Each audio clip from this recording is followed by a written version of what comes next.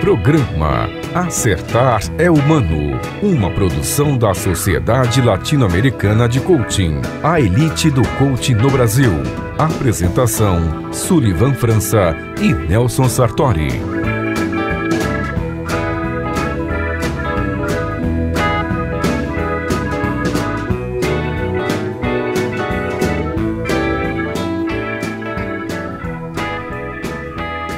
Olá, minha gente, bom dia a todos, bom dia, Sullivan. Estamos aqui mais uma vez no início do nosso programa Acertar é Humano. E aí, Sullivan?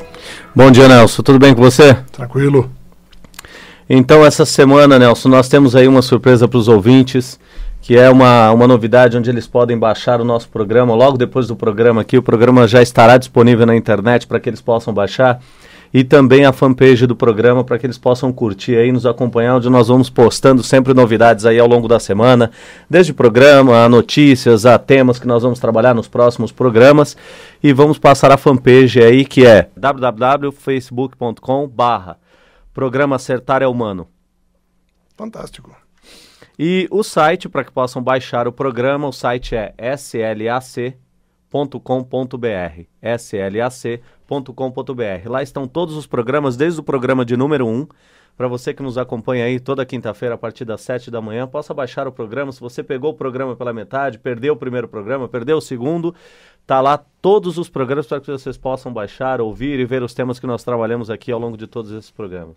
Fantástico. Então, o pessoal já tem como ter um contato direto com a gente, mandar suas perguntas, fazer o que? Questões sobre os temas trabalhados. E falando em temas trabalhados, sobre o que nós vamos falar hoje, Sullivan? Hoje nós vamos falar sobre um tema muito discutido, Nelson, que são as gerações, né? A geração X, geração Z, Y, essa geração Z que está entrando no mercado de trabalho agora, que pouca gente conhece, né? Há algum tempo a gente passou muito tempo aí discutindo sobre a geração Y e não nos preocupamos de uma certa forma com a geração Z. E essa geração Z está batendo na porta aí, está entrando no mercado de trabalho agora.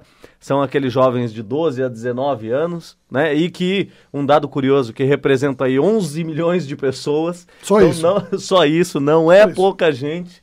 Então essas pessoas aí que estão entrando no mercado de trabalho agora, vamos falar da X, vamos falar da Y, vamos falar da Z, vamos falar dos baby boomers. Você está em qual geração? Deixa pra lá, Nelson. Não, eu sou da geração mais recente, logo depois da Segunda Guerra Mundial, né?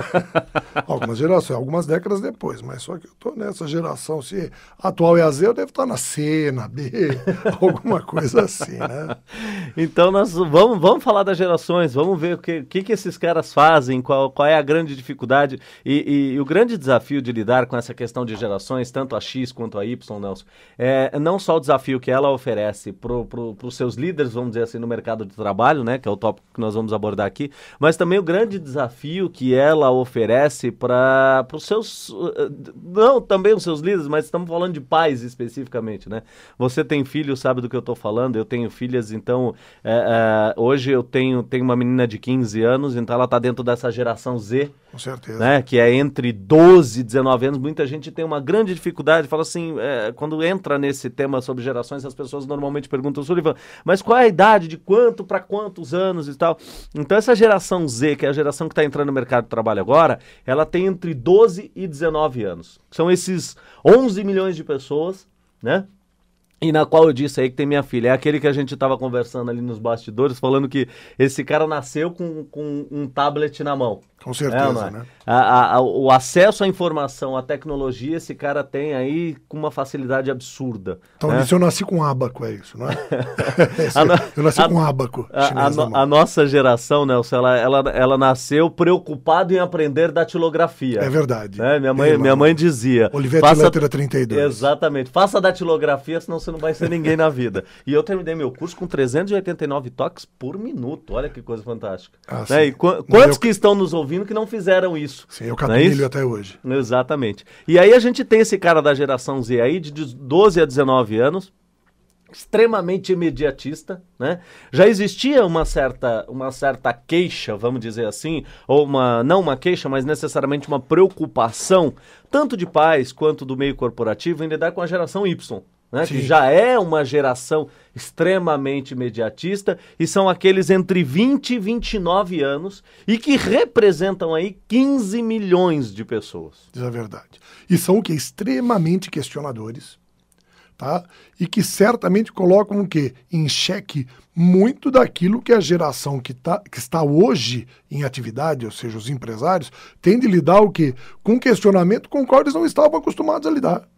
Perfeitamente. Sai daquela situação, num contexto corporativo, onde a liderança ela é acatada, para uma parte onde a liderança é questionada. Questionar, difícil, né? Quando a gente pega a geração Y e a geração Z, eu costumo dizer que são as gerações dos porquês. Não tem mais o aceitar por aceitar. Então, tudo que é dito é questionado. Né? É colocado em xeque, é reclamado de uma certa forma, é questionado para ele simplesmente ele não acata informações sem entender o porquê daquilo que ele está fazendo. E que é um ponto forte também dessa geração. Eles vêm para o mundo, na verdade, com um sentido de realeza muito grande. Né? É como se eles fossem reis desse mundo e agem, se adaptam rapidamente dessa forma, ou seja, a não submissão e sim a ação. Eles são o quê? Aqueles que vão à luta, que vão ao trabalho e que fazem acontecer e não que esperam que as coisas aconteçam para eles. Eu costumo dizer também, Nelson, que essa geração, tanto a geração Z quanto a geração Y, tem um senso de significado maior, talvez, do que as outras gerações tiveram. Né? Então, repetindo aí, nós temos a geração Y entre 20 e 29 anos, né? E nós temos aquela outra geração que é normalmente hoje a geração que está no comando das corporações. Tá? É ainda a maioria e que está começando a ceder espaço aí para muitos da geração Y, que é aquela geração que é você aí que está nos ouvindo, que tem entre 30 e 45 anos. Você faz parte da geração X, não é isso? Sou eu. Exato, é você não? Sou eu. Eu tô fazendo parte da Z ainda, de 12 a 19 anos. e essa geração X é aquela geração de 30 a 45 anos, e que nós estamos falando aí, esses números que eu estou dizendo são números do Ibope, é importante dizer a fonte, né? Nós estamos falando de 20 milhões de pessoas dentro dessa geração X, que é a geração que normalmente está no comando hoje, é a maioria, né? No comando das corporações de pequeno, médio e grande porte. São esses normalmente os líderes hoje e que estão recebendo agora de presente a geração Z, que é a geração que está entrando no mercado. Só que o mais curioso disso, Nelson, é que esses caras muitas vezes não aprenderam nem a lidar ainda com a geração Y e já estão recebendo a Z. Então existe aí uma demanda muito grande em lidar com essas pessoas, tanto geração Y quanto geração Z, e é um fato muito curioso. Aí a gente vai dar alguns outros números dessas gerações para que a gente comece a entender aí como lidar com essas pessoas daqui para frente, né? Sim. O problema maior é que nós temos uma grande autoridade na geração que está no comando e uma grande rebeldia, pelo menos não uma rebeldia gratuita, né? Mas uma rebeldia no que diz respeito a aceitar as opiniões sem questionar, né? Falou assim, então, esse conflito vai ser resolvido como? Essa é a grande questão, né? Como lidar com isso? Quem vai ter que ceder? Né? E nós sabemos que, na verdade, a modernidade não espera simplesmente a adaptação de quem está aí, né? Falou assim, quem deve ceder é aquele que está no poder e que vai passar o bastão para frente. E um ponto curioso, nós estávamos conversando ali, Nelson, que até eu comentei com você, é que quando a gente pega as idades, né? Se nós compararmos a geração, vamos pegar a geração Z, que é a de 12 a 19 anos hoje, que está entrando no mercado de trabalho, e a geração X, que é aquela geração entre 30 e 45 anos, se nós observarmos a distância, a janela que nós temos entre uma geração e outra, nós estamos falando uma de 12 a 19 e outra de 30 a 45 anos. Então vamos pegar aí, de 19 a 30, nós estamos falando de uma década separando essas duas gerações, e nessa década entra a geração Y. Sim, uma lacuna. Exatamente. Então nós temos uma lacuna de uma década.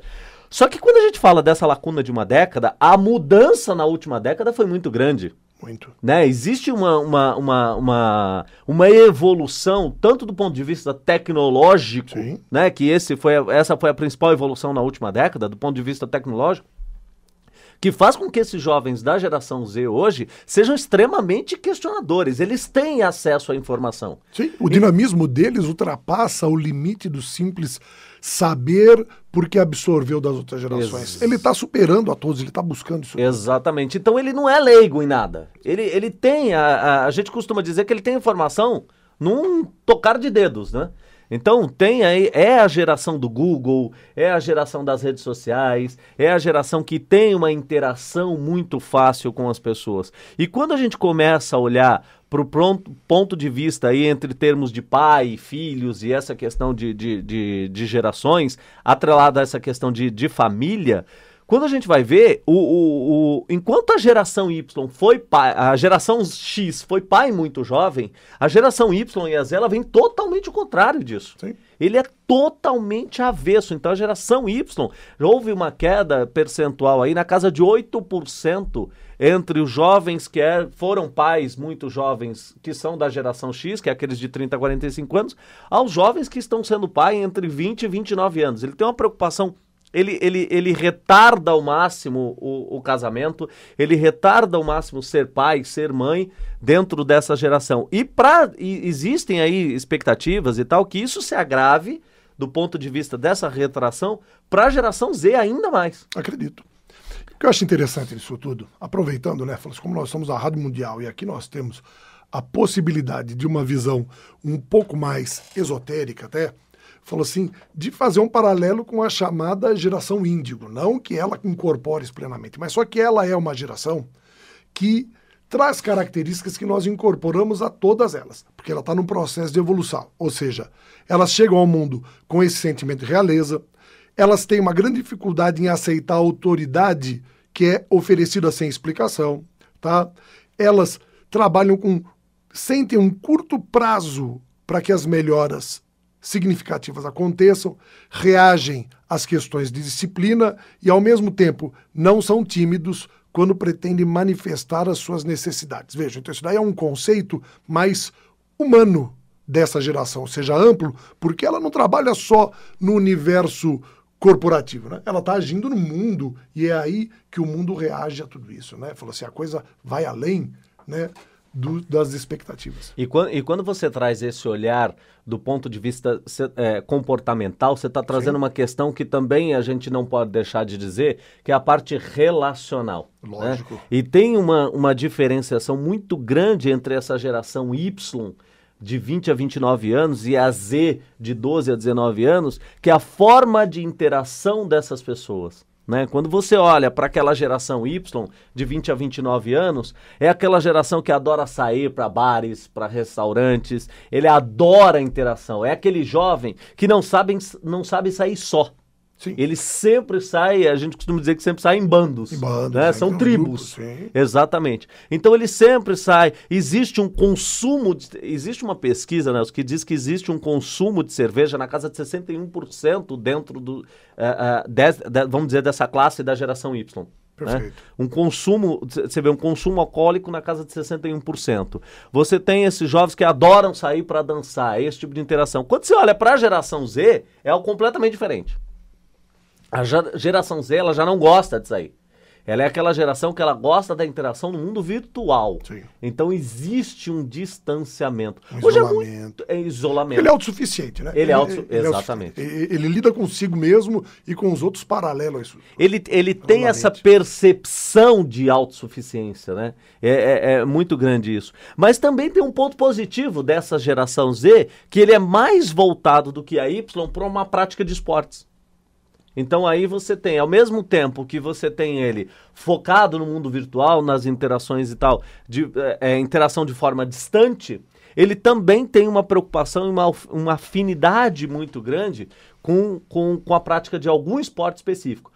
Bom lembrar que normalmente, também existe pesquisa apontando isso, normalmente ligado a esportes radicais. Sim, esse dinamismo dele acaba se tornando o quê? Um referencial de independência. Por isso que o trabalho em grupo, os times, talvez não seja a característica principal deles. Né? O pessoal pula de ponte, é isso. Não é? Perfeitamente. Então, eles procuram, existe uma procura muito forte deste público da relação Z, mais voltado para esportes individuais. Sim. E esportes radicais. Essa é a grande preferência deles, né? É a quebra do paradigma do conjunto, né? Falou assim, aquela relação de grupo, falou assim, que agora vem trazer, na verdade, o conceito de liderança. É um líder. Ele já nasceu um líder, ele tem a sua autonomia, tem a sua independência, porém, ele não veio simplesmente para acatar e para sobreviver, ele veio para dominar. Então essa sua independência veio impor valores e o mundo tem de se adaptar a essa relação. Por quê? Porque ele é o herdeiro, na verdade. Não é?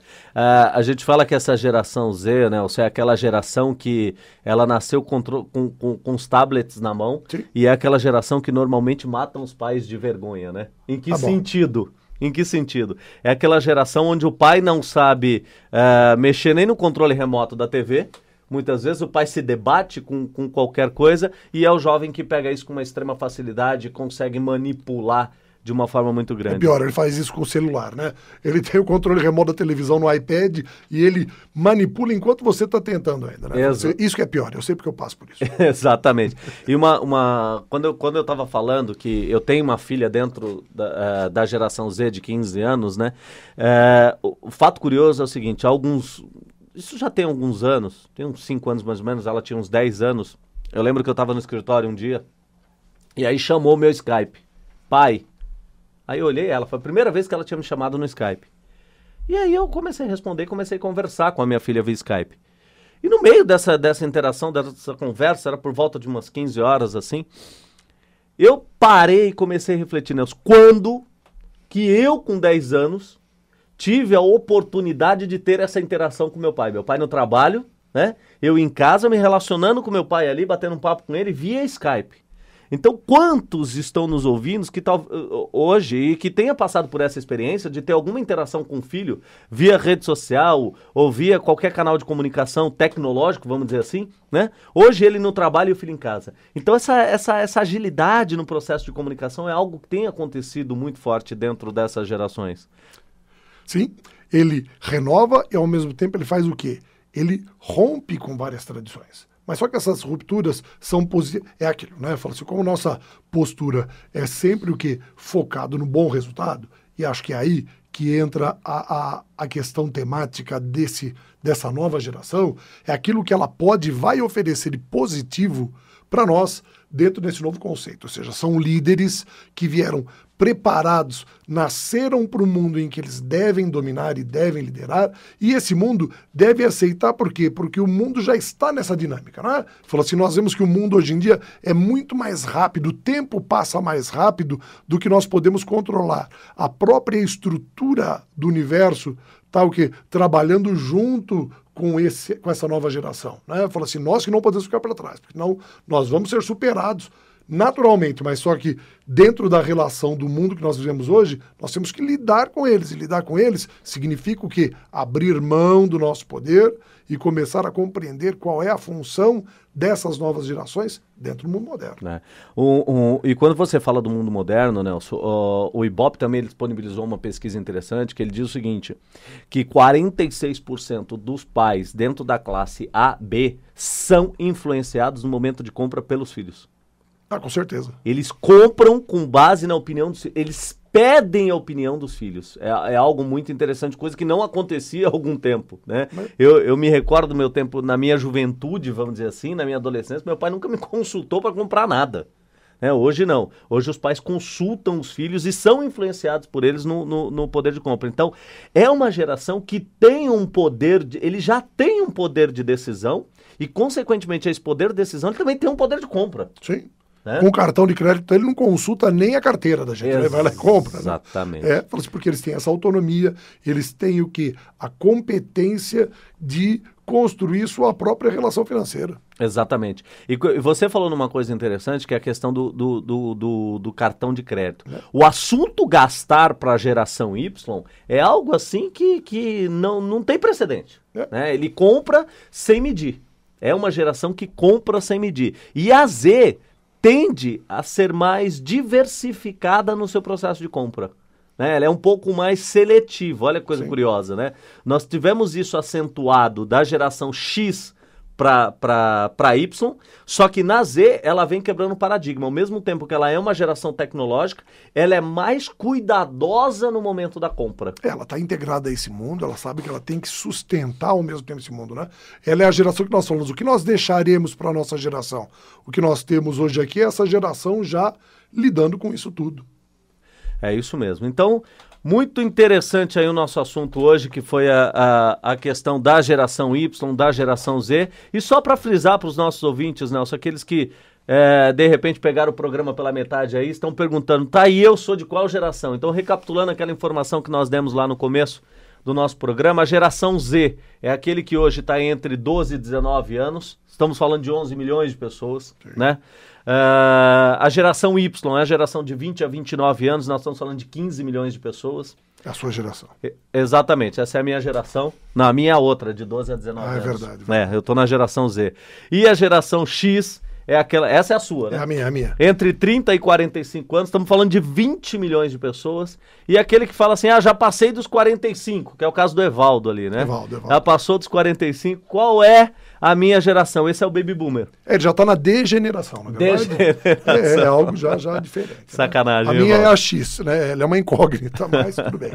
É isso aí, então. E para você que é pai, que é mãe, para você que é líder, para você que enfim, se relaciona com pessoas de uma forma geral e quer aprender a lidar com gerações e não só a lidar com pessoas, Nelson, vamos anunciar um curso aqui que é do nosso patrocinador, que é a Master Solution Institute, que é o curso de Programação Neurolinguística. Né? Programação Neurolinguística é uma metodologia de estudar comportamento humano, assim, simploriamente dizendo, mas é algo muito amplo. Eu costumo dizer que a programação neurolinguística é muito mais do que técnicas, é muito mais do que ferramentas, é muito mais do que estratégias. A programação neurolinguística é uma filosofia de vida, é algo que vai trazer para você um novo olhar relacional e um novo olhar para o mundo, um novo olhar para a vida. E que vai te ajudar a compreender a nova geração. Né? A compreender as gerações, exatamente. E não só compreender as gerações, mas lidar com pessoas e do ponto de vista de comunicação e também a sua percepção, a sua relação, você com você mesmo. Né? Então a programação neurolinguística trabalha tudo isso de uma forma muito ampla e a referência em programação neurolinguística no Brasil é a Master Solution. Para vocês que estão procurando um curso de programação neurolinguística, querem entender mais sobre isso, o site é PNL de programação neurolinguística.com.br. Tem um curso iniciando no início agora de maio, começa em maio, é o único programa de formação em programação neurolinguística no Brasil com reconhecimento pelo Conselho Americano de Programação Neurolinguística. Então fica a dica aí, referência em programação neurolinguística. Conheço os dois treinadores que ministram esse curso, são excelentes pessoas, conheço como profissionais, que é o Mike Martins e o Ricardo Abel. São excelentes profissionais na formação em programação neurolinguística com uma vasta experiência. Fantástico. Nelson, agora nós temos a dica do professor. Oba, então vamos lá. Chegou o nosso momento. Então hoje nós vamos falar sobre uma palavrinha que está na boca de todo mundo e que muitas vezes o nosso domínio sobre ela aí é complicado, né? É o onde. Como assim o onde? Pessoal, vamos deixar bem claro uma coisa. A palavra onde, ela faz referência a lugar. Única e simplesmente a lugar. E nós temos vícios na fala que colocam esse onde aí em quase todas as relações, mesmo sem ser lugar. Vamos ver um exemplo disso daí funcionando bonitinho, né? Fala assim, o estagiário chega lá para o seu mentor e diz a ele o seguinte, fala assim, foi neste relatório onde relacionei os novos produtos. E nessa hora, o mentor pergunta para ele, fala assim, mas como você fez essa relação em cima das notas? Não acabou estragando? Não deu problema naquele papel, como nós vamos enviá-lo posteriormente? Você falou assim, mas que confusão foi essa dada? Eu falei, simples. Se onde faz uma referência ao lugar, vejam só a frase dele. Foi neste relatório onde relacionei os nomes e produtos. Se o relatório foi o lugar onde ele relacionou, então onde ele estava sentado em cima do relatório, em cima daquelas notas. Falou assim, o relatório não é um lugar. O relatório é o quê? Um objeto. É um elemento. Então eu não posso usar o onde, a não ser que fosse um lugar. Se eu falasse, olha, foi na sala de reuniões onde fiz a relação dentro do relatório, aí sim, porque a sala de reuniões seria o lugar. Então é muito importante você lembrar o seguinte, onde é uma palavra que só funciona com referências a lugar. Tô na dúvida, não sei se eu devo usar o onde ou não. Simples, vai pro em que, porque pelo menos você soluciona e não comete esse tipo de erro. Lembrando, onde é só para lugar. É isso aí, minha gente. Perfeito, Nelson. Ficou aí a dica do professor. E agora eu vou deixar a pergunta, e vou deixar essa pergunta no Minuto do Coach. Perfeito. E essa pergunta do Minuto do Coach eu vou fazer baseada no momento do professor hoje. Pode ser? Na dica do professor? Manda brasa. Em que você quer ser lembrado quando você partir dessa para melhor? Fica a pergunta para você refletir ao longo dessa semana. Grande abraço a todos e até a próxima quinta, às 7 da manhã. É isso aí. A todos uma boa semana e até o nosso próximo programa.